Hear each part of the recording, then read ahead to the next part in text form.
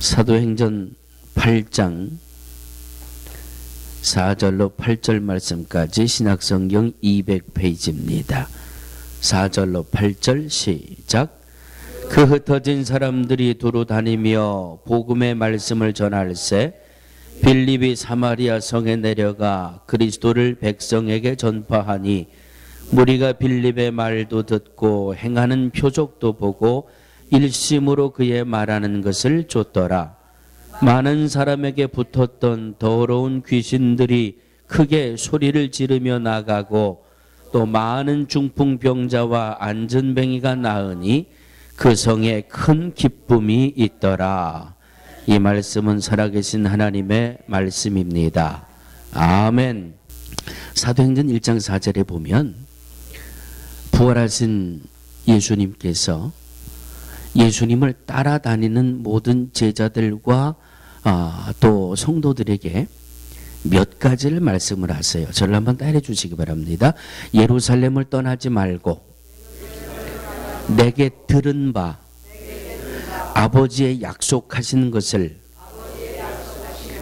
기다려라.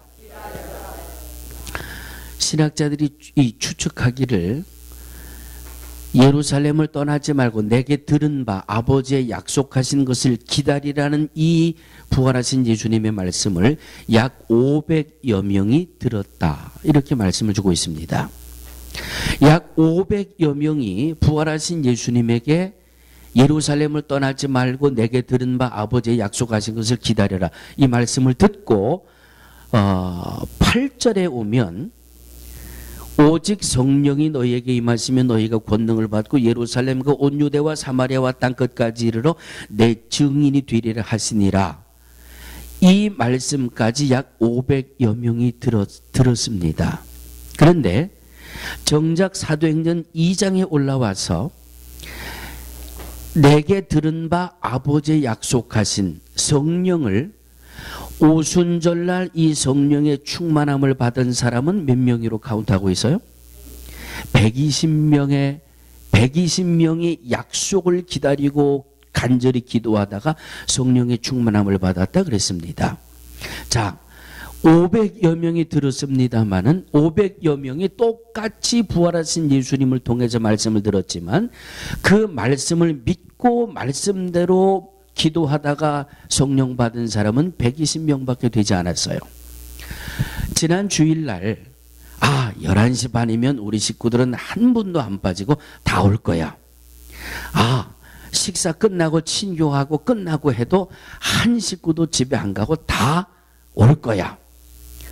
목사는 늘 이렇게 어리석은 이렇게 바보 같은 대답을 스스로 하면서 일생을 목회를 합니다. 11시 45분이 됐는데 딱 2분 오셨어요. 찬양대원들 빼고.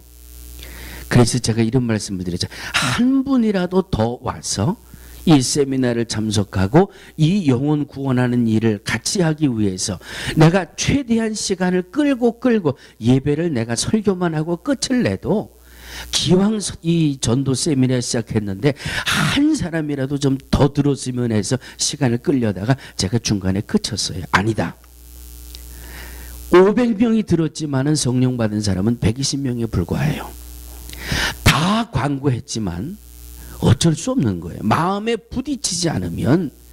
그러나 그래도 목사는 끝까지 미련이 있어가지고 세미나 듣지 못하신 분까지도 제가 임의로 막 조를 정해가지고 그리고 전도지를 나누시라고 하잖아요. 목사의 목회는 한 사람이라도 더 주님 앞에 나오게, 한 사람이라도 더 기도하게, 한 사람이라도 더 세미나 듣고 은혜 받을 수 있도록 길잡이에 불과해요. 모든 역사의 책임은 여러분들 본인이 지시는 겁니다. 목사는 이것밖에 할 수 있는 것이 없어요. 그러니까 나는 나오지도 않았는데 목사님이 왜 이름을 갖다 붙였을까 따라해 주시기 바랍니다. 목사이기 때문에 제가 할 수 있는 일은 저는 목회를 하는 거예요. 여기에 여러분들이 응답을 하시든지 아니면 구경꾼이 되시든지 이 몫은 바로 여러분들의 몫입니다. 예수님이 하나님이 예정 속에 모두를 불렀다. 예정 속에 이 자유의지를 가졌다. 그래서 받든지 거부하든지 본인에게 달렸다. 칼빈은 무조건 예정을 주장하고 알미니아는 무조건 예정과 자유의지를 그런 건 모든 것 다 떠나서 가장 기본적인 이 선택과 책임은 내가 감당해야 되는 겁니다. 자, 여기까지만 제가 하고 전도를 교회에서 하라고 하니까 에이 귀찮아서라도 해야 되겠다 이런 마음이 일말이라도 드시는 분들은 그냥 뭐 교회에서 이거 뭐 만화책 같은 전도지까지 이렇게 목사님이 해주셨는데 그냥 한번 해보자라고 마음이 드시는 분들은 오늘 집에 가시기 전에 조끼리 모여서 날짜를 정해서 주시고, 그래도 안 되겠다 하시는 분은 어쩔 수 없어요. 또 다음 기회가 우리 살아 있을지 없을지 모르겠지만 어쨌든 그런 모습입니다. 500여 명이 예수님에게 말씀을 들었지만 정작 그 말씀을 듣고 순종하다가 성령 충만받은 이들은 120명에 불과해요. 자, 이 120명의 성령의 충만을 받았는데 이 중에 한 사람 베드로는 어떤 사람이에요? 예수님이 잡혀갔을 때 난 예수를 모른다라고 혼자 살겠다고 예수님을 모른다라고 3번씩이나 부정했던 사람 아니에요? 왜? 무서워서, 두려워서. 나도 예수님처럼 잡혀가서 죽을까봐, 고난받을까, 매맞을까봐. 그런데 이 부활하신 예수님 말씀 듣고 기다리다가 성령 충만을 받으니까 그때는 담대함이 생겨요. 내가 죽으면 죽으리다. 그래서 성령 받은 베드로가 한 번 나가 설교하니까 설교 한 번 듣고 몇 명이 주님 앞에 돌아왔어요? 3,000명이 돌아왔어요. 이야, 3,000명이 돌아와. 그 다음에 나가 보니까 3,000명이 5,000명이 되고, 또 나가 복음을 전하니까 5,000명이 7,000명이 되고, 예수님이 그리스도고 예수님이 메시아고 예수님 안에 구원이 있고 예수님 안에 영생이 있고 예수를 믿음으로 천국을 갈 수 있고 이 복음이 전해지는데 뭐 3,000명, 5,000명, 7,000명 교회가 막 늘어나니까 이 유대인들이 그냥 덜컹 가슴이 내려앉은 거예요. 왜? 자기들은 예수가 그리스도가 아니고 가짜라고 십자가에다 못 박아 죽여버렸거든요. 그것으로 이 크리스찬들이 다 끝난 줄 알았는데 웬걸? 자기들은 예수를 십자가에 못 박아 죽여버렸는데 그 예수가 부활했다, 예수를 믿는 사람들이 뭐 성령 받았다 그러더니 3,000명, 5,000명, 7,000명씩 막 모여 들어오니까 유대인들이 초비상이 걸렸어요. 그래서 어떻게 해서라도 이 기독교의 부흥을, 이 기독교의 성장을 잠재워야 되겠다. 그래서 나가 복음을 전하는 이 초대교회의 집사님 중에 한 분을 돌로 쳐 죽이기도 하고, 그리고 사도 바울이 앞장서서 예수 믿는 사람들을 방해하기도 하고, 이런 역사들이 사도행전 1장, 2장, 3장을 통해서 이루어지지 않습니까? 그런데 여러분 오늘 말씀을 잘 보시면 초대교회는 마찬가지예요. 초대교회는 뭐 3,000명, 5,000명, 7,000명씩 교회가 부흥을 하니까 이 사도 12의 제자들이 이 많은 이 교회를 관리하기가 너무 힘들어서 초대교회에 집사를 세우잖아요. 몇 명을 세웠어요? 7 집사를 세웠어요. 그래서 7 집사를 세워서 사도들과 집사들이 이 초대교회를 잘 질서 있게 부흥시켜 나갈 수 있도록, 이 7 집사 중에 등장하는 한 분이 스데반 집사님이에요. 스데반 집사님은 돌에 맞아 순교를 하고, 오늘 우리가 함께 봉독한 이 말씀 뒷부분에 보면 빌립 집사라는 분이 등장을 합니다. 자,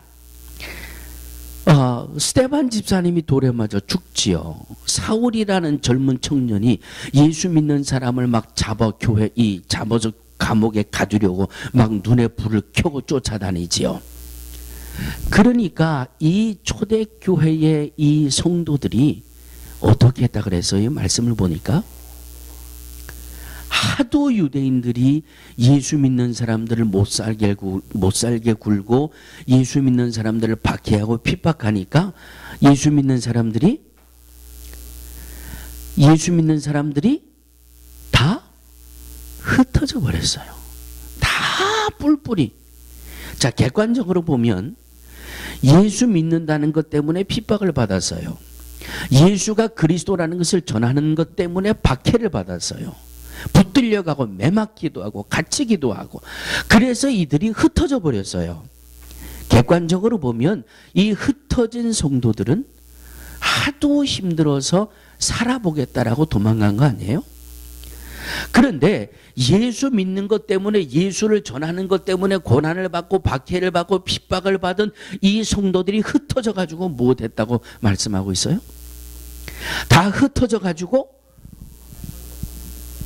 4절, 그 흩어진 사람들이 두루 다니며 복음의 말씀을 전할세. 할렐루야, 할렐루야. 객관적으로 보는 시하고는 전혀 180도 다른 거지요. 예수 믿는 것 때문에 집도 뺏기고, 예수가 그리스도라고 전하는 것 때문에 직장에서도 쫓겨났고, 예수가 그리스도라고 전하는 것 때문에 가족끼리도 뿔뿔이 흩어지고 헤어져서 이것저것 흩어지고 도망다니면서 예수가 그리스도라는 복음을 전했다 그랬어요. 사랑하는 믿음의 성도들이요, 아무리 어렵고 힘들고 고난이 와도 이 초대교인들은 복음을 전했습니다. 흩어진 그들이 두루 다니며 복음을 전하더라. 복음의 말씀을 전하더라. 이 뒤에 빌립 집사님이 복음을 전할 때에 사도행전 속에서 복음을 증거할 때 나타나는 역사들은 정말 사도행전을 한번 보세요. 그런데 이 단적으로 빌립 집사님만 한 번 등장을 시키는데, 자, 빌립이 나가 복음을 전하는데 6절 말씀에 보면 빌립의 말도 듣고 행하는 표적도 보고 일심으로 그의 말하는 것을 쫓더라. 7절 같이 봅니다. 시작.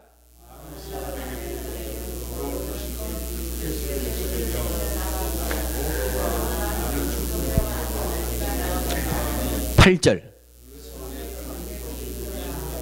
아멘. 아멘. 당대의 유명한 이름 있는 목사가 나가서 복음을 전한 게 아니에요. 예? 율법의 박사라고 하는 누구의 율법 학자들이 나가서 복음을 전한 게 아니에요. 그냥 예수님의 말씀대로 믿고 기다리다가 성령 받고 초대의 집사로 세워진 7 집사 중에 하나인 빌립이 나가 복음을 전하는데 귀신이 쫓겨나가고요. 무엇하는데?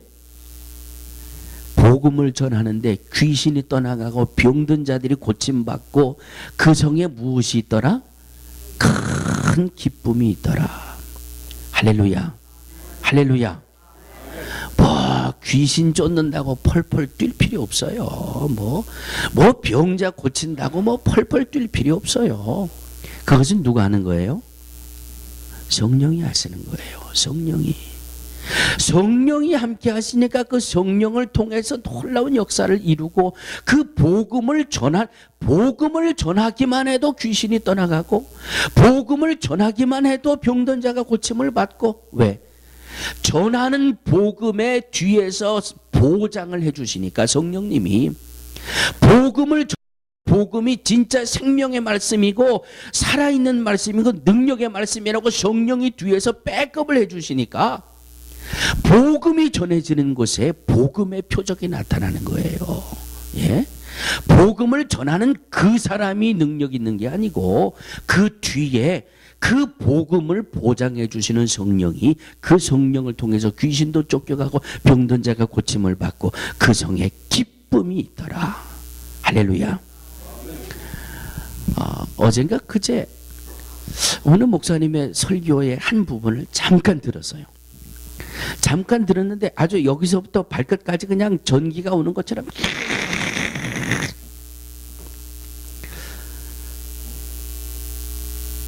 내가 죽어서 천국에 갔습니다. 내가 죽어서 천국에 갔는데 내 부모님이 안 계세요. 여러분 상상해 보셨습니까? 내가 죽어서 천국에 갔는데 기다려도 내 자식이 오질 않아요. 예? 내가 죽어서 천국에 갔는데 내 형제가 오질 않아요. 머리끝부터 발끝까지 얼마나 전류가 흐르는지, 얼마나 충격적인 부딪힘이 오는지, 내가 일생 사랑했던 내 자식이 천국 가서 나는 예수 믿고 천국 가서 기다려도 내 자식이 오질 않아요. 그 자식은 예수 믿지 않고 구원받지 못한 자식이에요. 언제까지 두고 보실 겁니까? 내 부모가 아직 구원받지 못하셨습니까? 그 모습을 상상해 보라는 거예요. 천국에 갔는데 내 부모님이 안 계시. 충격적인 한 토막을 들었습니다. 사랑하는 성도들이요, 자식이 얼마나 이뻐요. 손주 손녀가 얼마나 귀여워요.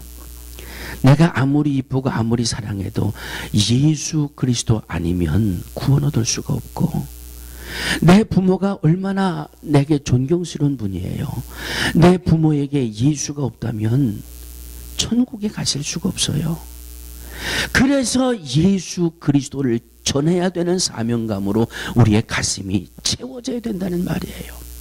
내 자식이 사랑스럽고 내 자식이 귀하게 여겨지는 만큼 복음을 전하고, 그들이 예수 그리스도를 통해서 구원을 얻고 영생을 얻고 복음의 길을 갈 수 있도록 열심히 전해야 한다라고 하는 말씀입니다. 아멘.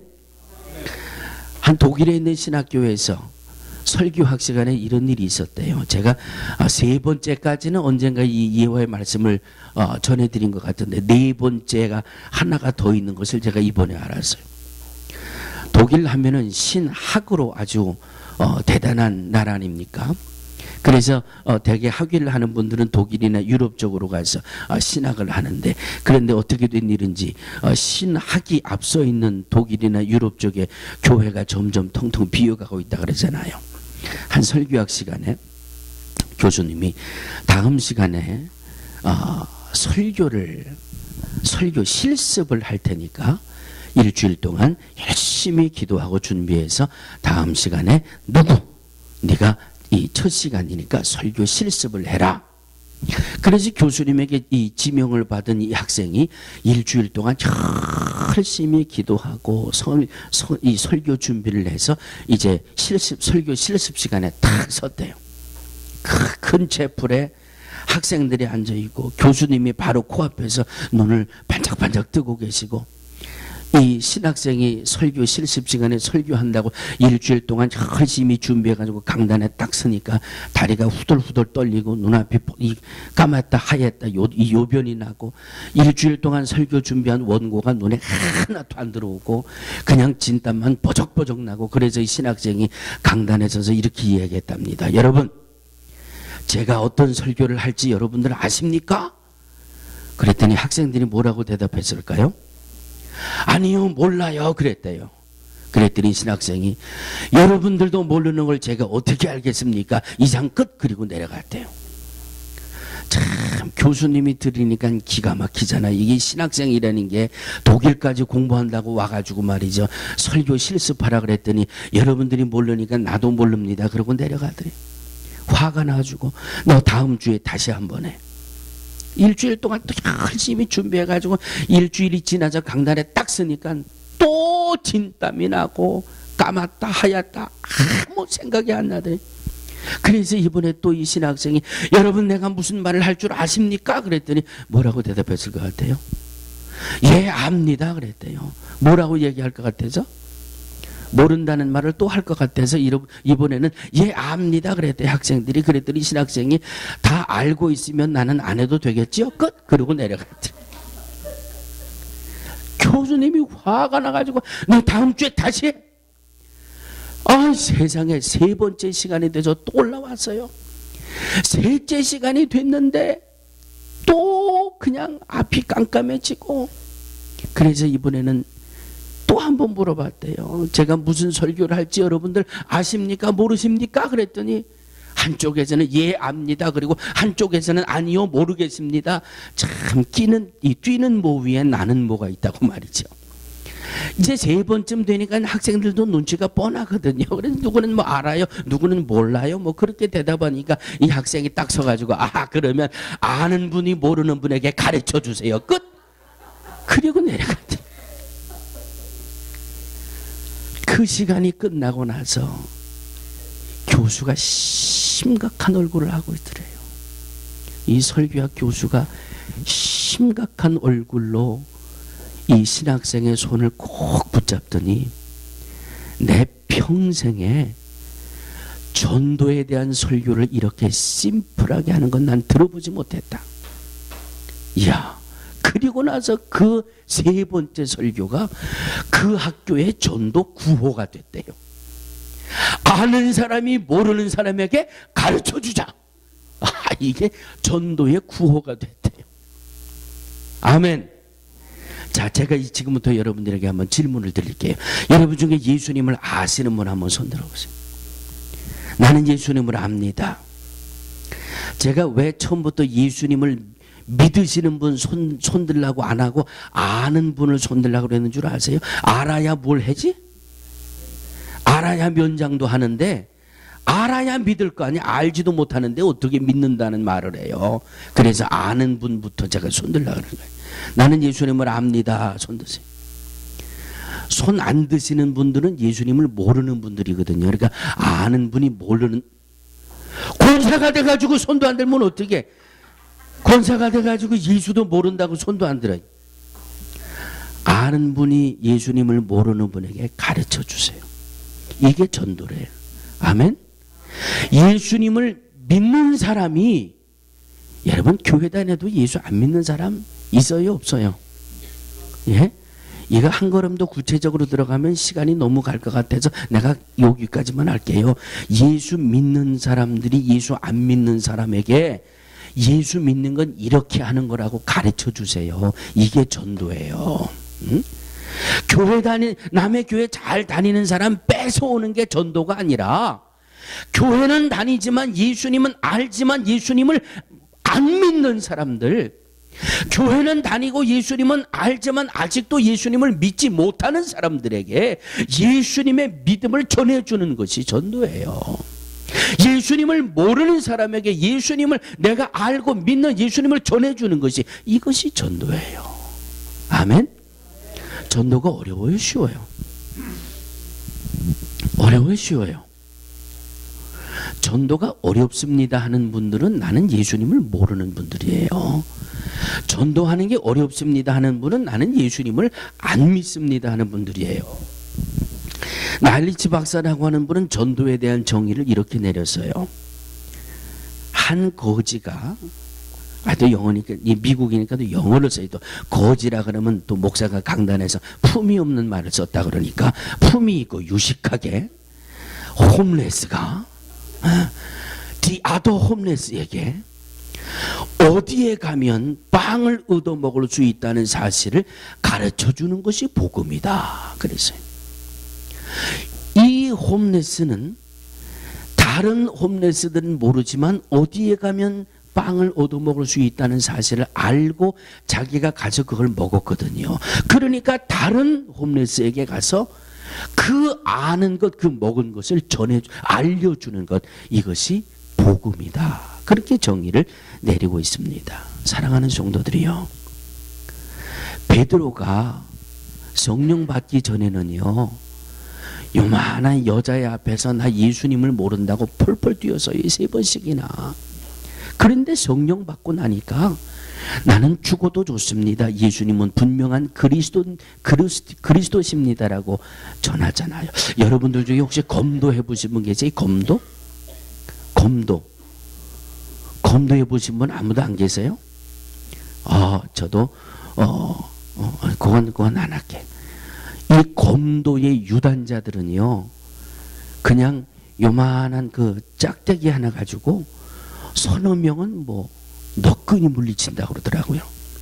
그래서 이 검도의 유단자들은 신문지 하나만 있으면 신문지를 똘똘똘똘 말아가지고 그걸 가지고 착착착 이렇게 악당을 물리치는 그런 일을 한다고 그래요. 사랑하는 성도들이요, 이 검도의 유단자들은 뭐 죽검이 되든지 아니면 신문지 하나 마른 요만한 이 종이 뭉치든지 이게 중요한 게 아니에요. 길이가 기냐 짧으냐가 중요한 게 아니고 이게 얼마나 단단하고 뭐 얼마나 뭐 위협적으로 생겼냐 이게 문제가 아니라 내 손에 들려 있다라고 하는 사실이 중요한 거예요.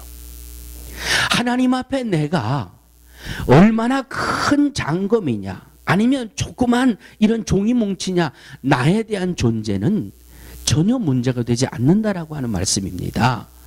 내가 입을 열면 내가 입을 여는 그것을 통해서 성령이 역사하시기 때문에 저와 여러분들은 전하는 도구로만 쓰임받으면 돼요.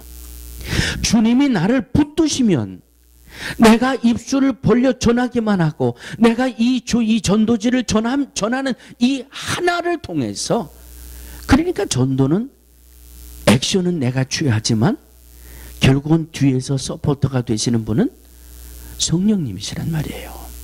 그러니까 나는 나이가 많아서 나는 뭐 말주변이 없어서 나는 뭐 이 성격이 소심해서 나라고 하는 재질 나라고 하는 이 제목은 아무 소용도 없어요. 그냥 주님이 붙들고 있으니까 그냥 가라고 하면 가서 입을 열어 예수를 내가 교회 나가 보니까요.